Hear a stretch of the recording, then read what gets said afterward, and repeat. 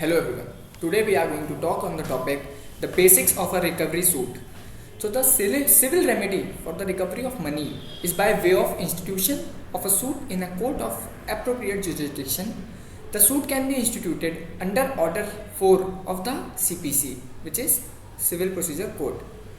The civil remedy for the recovery of money is by way of institution of a suit in the court which is of appropriate jurisdiction for that matter being. The suit can be instituted at the place where number 1 the defendant resides or the defendant carries on business or personally works for gain or the cause of action wholly or partially arises. After determining this territorial jurisdiction, pecuniary jurisdiction is to be determined. The value of the suit has to be considered for this purpose. Based on the value, the suit can be filed either in the district court or the high court. So what are the limitations for the suit of recovery? The suit can be filed within 3 years from the date of cause of action having arisen. The set period of limitation cannot be condoned.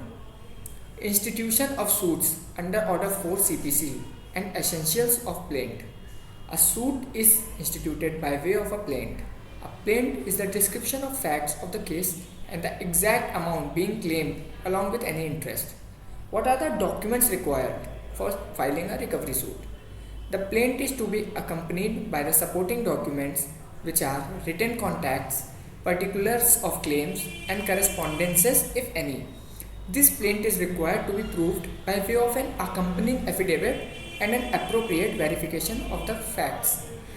So now let's talk about what are the court fees. What is the court fees procedure? So the court fees as per the schedule is required to be paid by the plaintiff. A suit shall be returned in case the same is not filed along with the court fee. Once the said fees is paid in the court, the same shall be numbered by the court. So what are the proceedings after institution of the suit? So firstly, the issuance of summons occur. The court, after examining the plaint and its admissibility, shall issue a complaint which has summons which is required to be duly served upon the defendant or the defendants. Then a written statement. The defendant, after entering appearance, shall be required to file its defense in the form of written statement within the timeline prescribed. Then the framing of issues, trial and arguments. After framing of issues involved in the suit, trial shall commence. In conclusion of evidence, the final arguments would be heard and the suit decreed. What is the execution of the decree?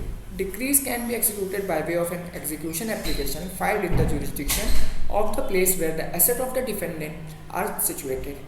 In case of non-satisfaction of the decree, the court also provides for imprisonment of the defendants.